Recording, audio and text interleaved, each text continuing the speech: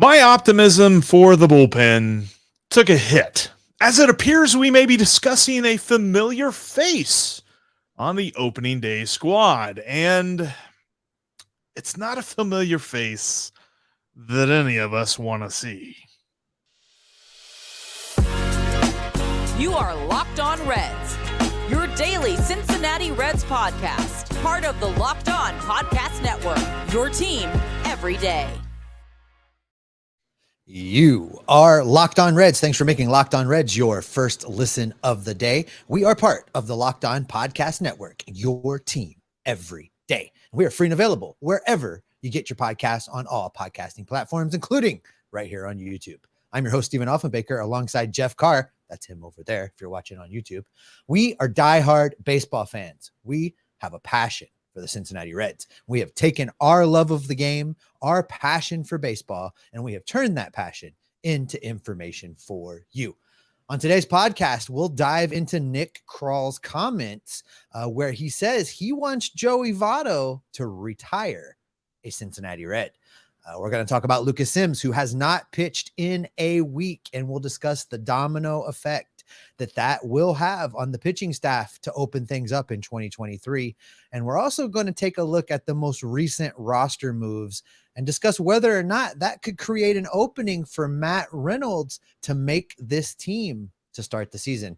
But Jeff, I think a good place to start is within this bullpen, because we've already outlined how there are a lot of open roles that have not quite been settled. And now Lucas Sims lands on the injured list for the better part of a week now. We haven't seen him in a game in over a week. He's trying to work his way back from a back injury, and he's out with back spasms. So that doesn't seem to bode well for him to be in the bullpen at the beginning of the season.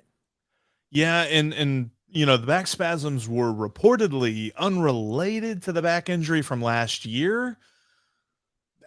I don't know. That's a tough one, but still, back injuries. I mean, we talked about this coming into the year. We were hoping that he's ready to go, and it sounded like he was gung-ho whenever we talked to him a couple of weeks ago.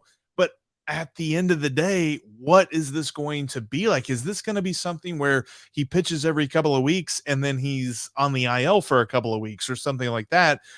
That's going to have to be figured out here. I'm starting to wonder, and I don't necessarily want to go too far with this because hopefully he comes back at some point this week. He's just been shut down, hasn't thrown the baseball for a while, almost a week now, but hopefully he can come back and be ready to go at some point in April or May. But is he starting to kind of get into that TJ Antone category where it's just like, how can we say that we're counting on him at this point? I'm not quite ready to go there just yet. I'm hoping that this is just a little blip. We haven't seen any surgery needed this year. So I'm not ready to put him in that category, but your point is not lost on me.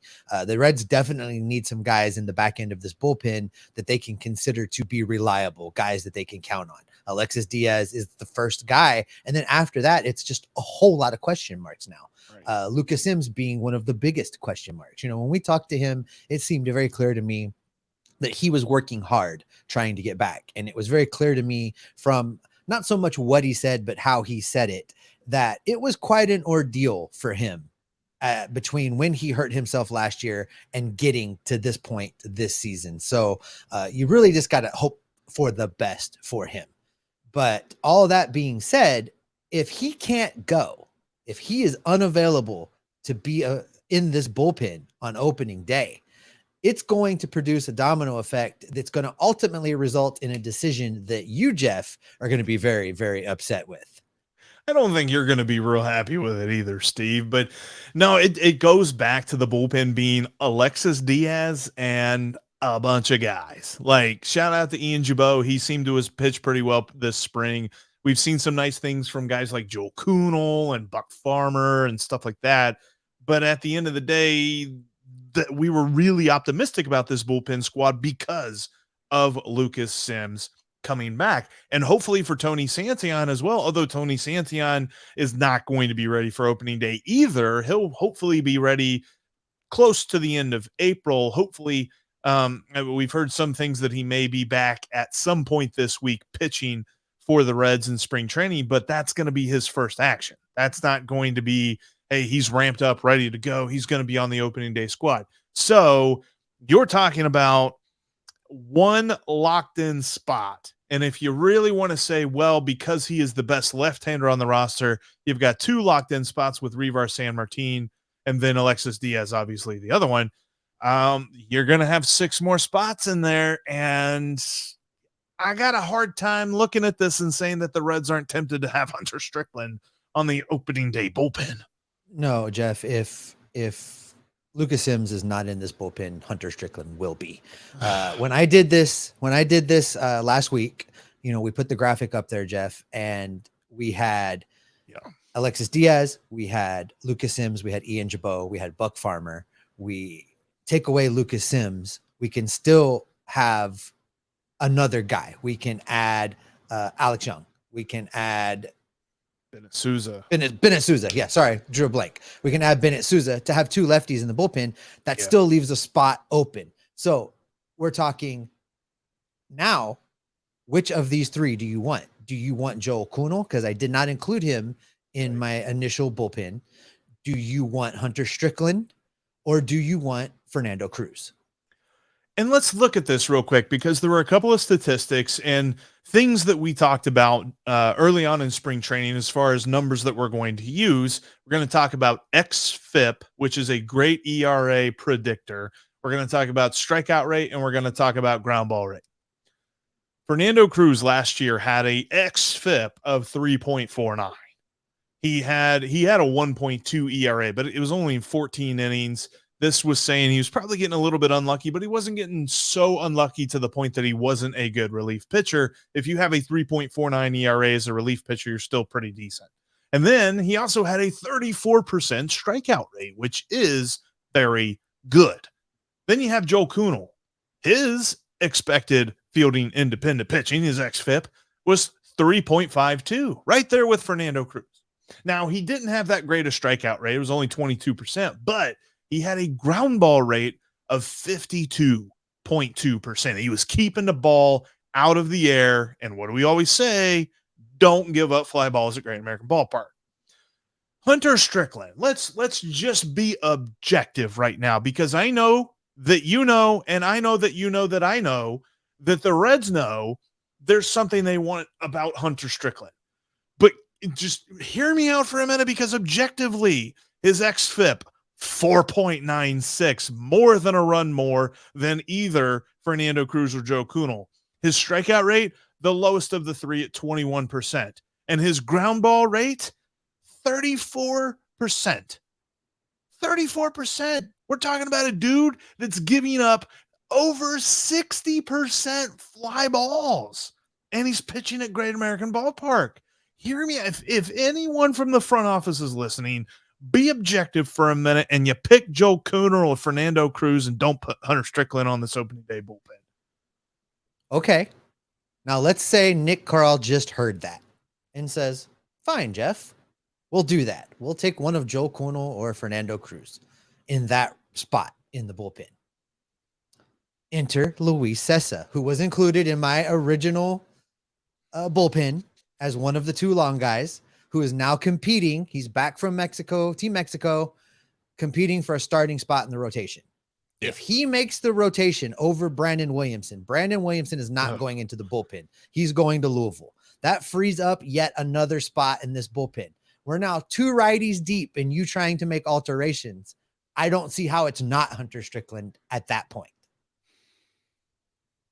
I don't know that I have much of an argument there, because if it's Luke Weaver and Luis Cessa, or if it's Connor Overton and Luis Cessa and Luke Weaver's in the bullpen, it's just, flip-flop Connor Overton and Luke Weaver in that case. If Brandon Williamson doesn't make the starting rotation, I think I have to agree with you that Hunter Strickland is in the bullpen. But I also would just really wonder, because I just don't see a realm of reality where it makes sense that Brandon Williamson is not in this rotation. But I do agree, in that scenario, it would make sense. The problem is, Steve, that we wrap this all up. We look at this, we put a little bow on it and say, we're not as optimistic about this bullpen without Lucas Sims. No, it definitely changes a lot of things, Jeff. And let's be clear, I'm not advocating for Hunter Strickland to make this team. Neither of us. I just think here at the beginning that's probably what's going to happen. But I also want to remind everybody that much like the position players, this pitching staff is going to be ever evolving this season. At some point, Brandon Williamson will be up. At some point, we're going to see Levi Stout. At some point, some of the young relievers that are making their way through the system are going to come up.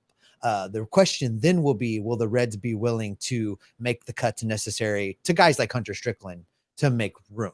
So I think it's going to be an evolving process. It's going to continue to shift. It's going to continue to morph. But to open things up, Jeff, start preparing yourself. You might want to go ahead and order that jersey. No. But you know what? Nick Krall had some encouraging comments about one of our favorite Reds, and we're going to talk about why he has us wondering how he will follow up with those comments. We'll tell you what that is coming up next. Before we get into that, though, I want to tell you about one of our sponsors here today, and that is LinkedIn. These days, every new potential hire can feel like a high-stakes wager for your small business. You want to be 100% certain that you have access to the best qualified candidates available. That's why you have to check out LinkedIn Jobs. LinkedIn Jobs helps you find the right people for your team faster and for free. Creating a job post on LinkedIn is as easy as trying to figure out if I'm going to take the over. Spoiler alert. Probably going to do that. It's that easy. Then you just add your job and the purple hashtag hiring frame to your LinkedIn profile to spread the word that you're hiring. Simple tools like screening questions make it easy to focus on candidates with just the right skills and experience so you can quickly prioritize who you'd like to interview and hire. It's why small businesses rate LinkedIn Jobs #1 in delivering quality hires versus the leading competitors. LinkedIn Jobs helps you find the qualified candidates you want to talk to faster. Post your job for free at linkedin.com/lockedonmlb. That's linkedin.com/lockedonmlb to post your job for free. Terms and conditions do apply. Coming up tomorrow, we have some bold predictions about the 2023 Cincinnati Reds season on tap for you. You're not going to want to miss that. But, Steve, let's bring it back right here because Nick Krall had some interesting things to say about one Mr. Joseph Daniel Votto on a radio show with Jim Bowden. You might remember Jim Bowden. He was a former Cincinnati Reds general manager of some ilk.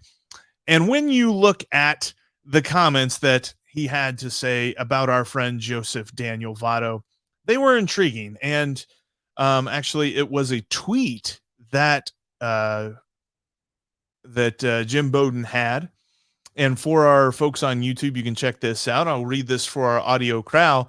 Nick Krall, Reds general manager, told us their plan is for Joey Votto to finish his career as a Red. Well, I like that part. Then this next part's kind of weird. Jim Bowden goes on to say, however, if the Reds are out of it at the trade deadline and Votto came to them and asked if they would trade him home to Toronto, he said he would consider under those circumstances. So with all of that being said, it feels like there's a lot going on in this tweet because Nick Krall said something that all of us Reds fans want to hear. Joey Votto, we want him here. We want him to retire as a Red. Joey Votto has said in the past, I want to retire as a Red. And most Reds fans that I think have their heads screwed on right want Joey Votto to retire as a Red. For everybody else that wants to complain about this or that, yeah, miss me with that. We're not even talking about that. So Joey Votto, who's going to go down as one of the best players in the history of this franchise, absolutely deserves the fanfare and deserves the distinction of being a career Red. And Nick Krall understands that. And it's a beautiful thing to see. The biggest problem, Steve, though, is that there's this other little bit that Jim Bowden tried to sprinkle in there. And if this were some sort of courtroom television drama, I would say objection leading the witness.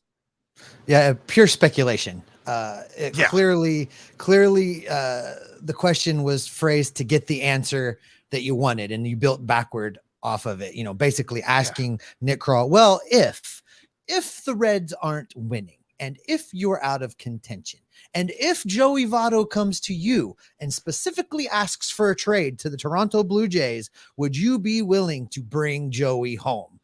Well, what is he supposed to say? I Right. mean, so Nick says, well, under those particular circumstances, sure, I'd look That's into like that. somebody asking you if you had $1 billion and you just had a huge meal and you're in the only boat in the sea and you're seeing somebody drowning and hungry and tired. Are you going to let them drown? Obviously not. Right. I mean, you're not going to say that. Nick Krall's not going to say, no, we're not going to trade him in that circumstance. We're going to force him to retire a Red. That's not what anyone ever says in that situation. So when I look at that tweet, and I'll throw it back up for our YouTube crowd, when I look at this tweet, I say the first line that says Nick Krall, Reds general manager, told us their plan is for Joey Votto to finish his career as a Red. You should have stopped it right there. That is the news here. That is the news. And what would have been much more useful from Captain Leatherpants there would have been to ask a question about how do you plan on accomplishing that if Joey Votto wants to play beyond this season? That's really the question that should have been asked. And Jim Bowden went nowhere near that. So for me, that would have been the logical follow-up. That's actually the information I'm most interested in. Does that mean there's a path to a contract extension for Joey Votto? That's the big question that went unanswered there. And it's what's really in the forefront of my mind now, because if they really want him to retire a Red, he has said pretty consistently, he still feels like he has baseball in him. He has said he wants to play. And the only thing that will derail that is if he can't come back from the surgery. But what I saw from him today, it looks like he's getting a feel for the strike zone again. He had a nice single up the middle in the game yesterday against the Angels. Against the Angels. So, it looks like he's coming along, and I think he's going to be ready. The question is, will the power return? And if Joey can contribute and Joey feels like he's performing at a major league level, he's been clear. He wants to play beyond this year. That's the question Jim Bowden should have asked. What are the Reds going to do about that?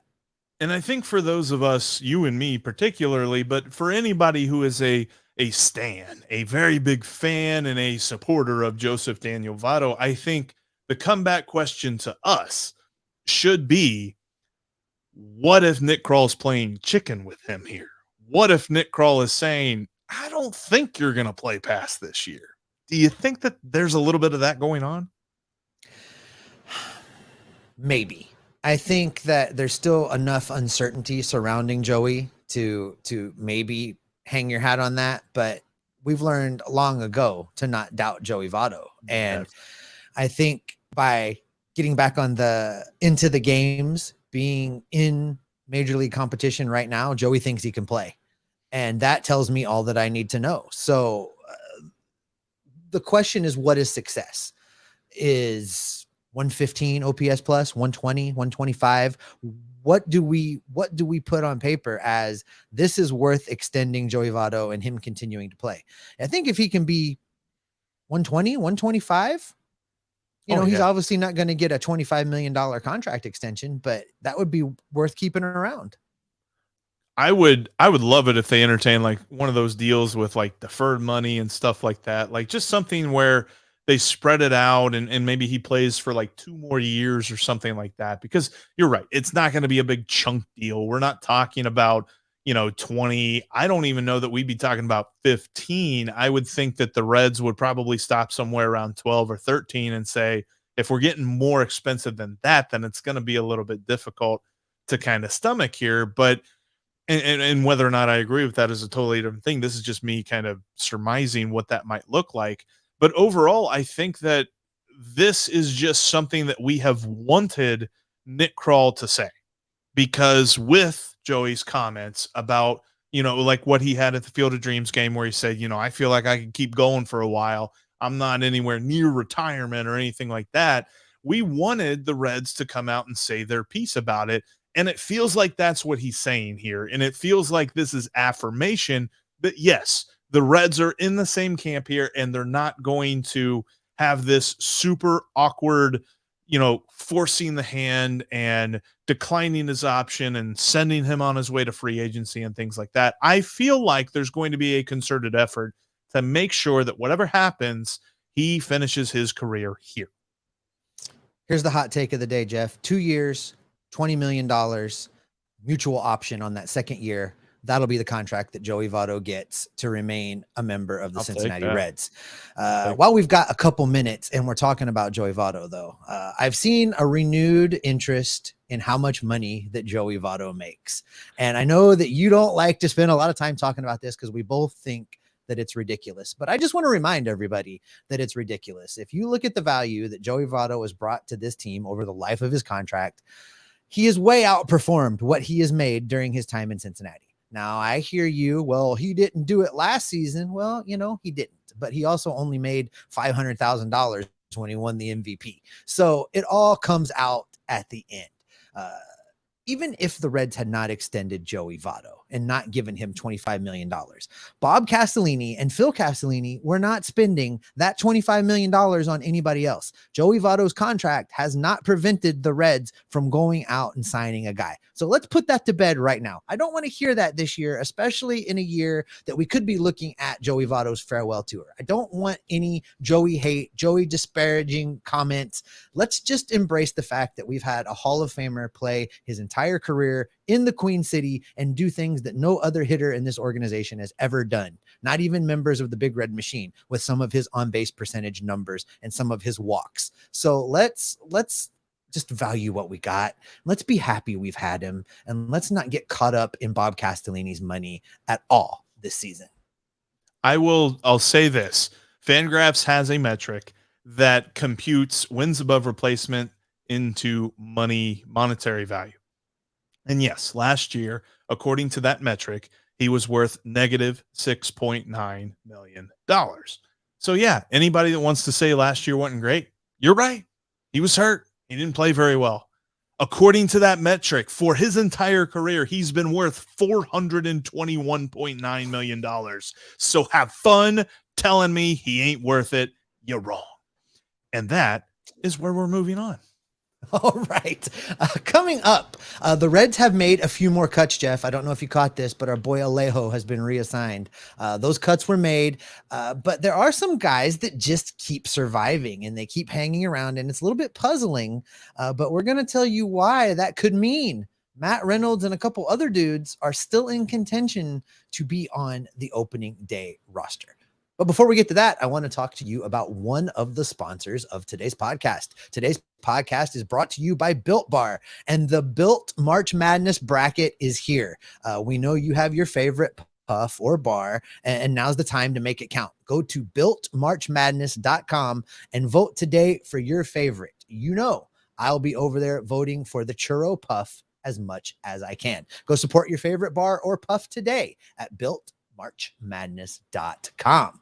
And when you vote for your favorite bar or puff, you will be entered into a drawing where 50 lucky Locked On listeners will get a free box of Built. You cannot beat free Built bars. Let me tell you. Not only that, one Locked On fan will win a 12-month subscription to Built and have Built's best bars or puffs delivered monthly right to your door. You got to try Built. Go to built.com today. Head to cast your votes at builtmarchmadness.com. Try Built. They're the best protein bar ever. They're so amazing. You won't even think they're good for you. They have amazing statistics. They're covered in 100% real chocolate. They're low in sugar. They're low in calories, and they're jam-packed with protein. So run to builtmarchmadness.com right now. Cast your vote for your favorite bar or puff and pick up a box while you're there. You can vote every day in March, so hop in and support your pick. You can follow the podcast on all platforms, including YouTube. Make sure you're following both Jeff and I on Twitter, because in between shows, we are very active talking baseball. And as Jeff always says, we want to talk baseball with you. You can follow me at S. Offenbaker on Twitter. You can follow Jeff at Jeff with 3 Fs. And you can follow the show at Locked On Reds. Make sure you follow us and click subscribe today. All right, Jeff, more news of reassignments, not so much cuts, but people have been moved around again. Gone is outfielder Stuart Fairchild. Gone is our man, infielder, outfielder extraordinaire, Alejo Lopez. You know who's not gone? Chad Pinder is not gone. Matt Reynolds is not gone. And that leads us to a couple questions. Let's start with, what is the appeal of Chad Pinder? It's got to be something about positional flexibility, Steve. I know we were talking about this off air before we started recording, and yeah, Chad Pinder can play the infield. He can play the outfield a little bit. But let's be honest here. We're not talking about a dude that's really going to do it with a lot of flair or even really a whole lot of statistical success. I mean, his entire career, the year 2018 was very kind to him. Every other year hasn't been. I mean, he's been under 100 when it comes to the OPS plus metric for every other season of his career. So I look at this and I say, whatever Chad Pinder's bringing, and yes, I know we are talking about the last spot on the bench at this point, but what does Chad Pinder have that neither Stuart Fairchild nor Alejo Lopez has? Alejo Lopez did a little bit of the outfield last year, and I feel like his play style is really going to help out in a non-shifted world, a world where the defense is a little bit disadvantaged, as it more so than it used to be. He's a very contact driven hitter, and then Stuart Fairchild's speed on the base paths could play up very well. So I don't know. I look at this and I just wonder what is the appeal here, because Chad Pinder also is a non-roster invitee. So that's a problem, because they're going to have to find a spot for him. I know there's two spots on the 40 man that are going to immediately open up in Vladimir Gutierrez and TJ Antone. So it's not complicated to get another guy on the 40 man roster, but I have to think that at the end of the day, the Reds don't believe that Stuart Fairchild is more than a temporary fill-in kind of guy. He's the emergency spare part that you keep around while you can keep him around. And if injuries dictate it, you call him up, you put him in while you figure out what you want to do. Chad Pinder, maybe they're enamored with the fact that he can occasionally run into one and drive the ball. I mean, he hasn't demonstrated over his career that he's a tremendous power threat, but maybe they think he'll play well at Great American Ballpark. The other wild card in all this is Matt Reynolds, who looked pretty good against the Angels. He's not quite had as much time as everybody else. He's been often injured. I don't know that you can put him in the category of guys that you can rely on. So there's a lot of question marks surrounding this.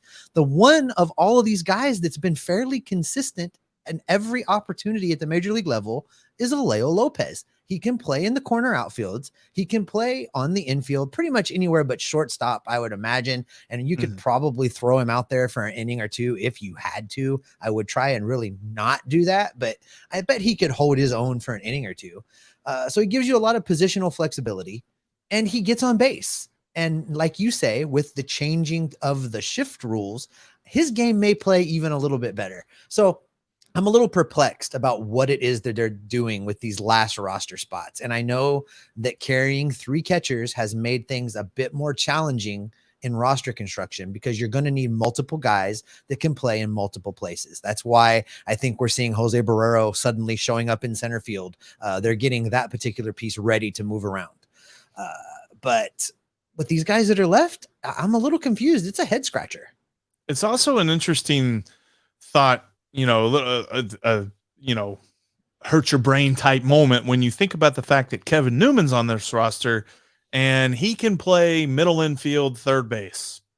That's about it. And he should not be a guy that is going to be considered an everyday shortstop. Like, if we're talking about creating positional flexibility for Jose Barrero to open up more time for Kevin Newman to play shortstop, then I have a lot of questions.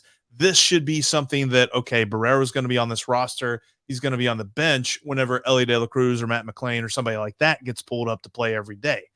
And with Kevin Newman taking up a bench spot on a bench that needs to be full of utility guys. Now, I know if we're taking Kevin Newman off it, then Chad Pender probably makes it. But if that is the argument for Chad Pender, why are we not arguing against Kevin Newman? Let me ask you this. Are you willing to give Nick Krall the benefit of the doubt in that maybe he's looking towards Memorial Day and wants to already have a system in place for Jose Barrero so that when Ellie De La Cruz makes his way up here, they don't have to, knock over the cart and start all over, that they've already kind of got the outfield rotations settled in, because they need two right-handers out there. It's got to be somebody in the absence of Nick Senzel. So you need Jose Barrero out there because Fraley and Friedel can't play against left-handed pitching. You need a Chad Pender out there because Fraley and Friedel can't play against left-handed pitching. So you're going to need a couple right-handers around. Maybe Nick Krall's taking the long view here. I'm not sure. I'm not saying that's what he's doing, but I'm wondering if that factors into these decisions that are being made now. It's definitely a fair question, because we have said in the past, like, wait and see what Nick Krall does. Let Nick Krall cook, for what that statement's worth. But and he's come up in the positives before. He's come up in the black. So yeah, this could be that. And like we said, the roster is going to change quite a bit throughout the season. So what's on opening day is not what's going to be on the end of the year. I do just wonder, and who knows, maybe this is just another argument for why on earth are they just going to disregard Alejo Lopez. But yeah, all right. I think you might have won me over. You might have calmed me down there. I think that's well, let's trust one thing's Nick for Krall. Sure. Yeah, one thing's for sure, Jeff. This is something we're definitely going to keep an eye on over the next, now 9 days. They have 9 days to figure this out, and then let us know what this roster is going to look like when they head to Cincinnati. So, and their final game's this Sunday. I mean, we're not talking about a lot more spring training left. We're in the final week here. So that's probably a good spot to wrap it up for today, Jeff. I think that we'll keep an eye on this as well as everything else, and keep reporting back. Absolutely, Steve. And, thanks everybody for checking out today's episode. Make sure you check out tomorrow's episode when we give you some bold predictions for the 2023 Cincinnati Reds. And thanks for making Locked On Reds your first listen. Now, for your second listen, check out Locked On Fantasy Baseball. Win your league by listening to Matt and Dom every day as they bring you the best fantasy draft strategies. Find Locked On Fantasy Baseball wherever you get your podcast, just like Locked On Reds, and on YouTube. Part of the Locked On Podcast Network, your team every day. Steve, like we mentioned, final week of spring training. We are not very far away from opening day. What's that mean for you and me?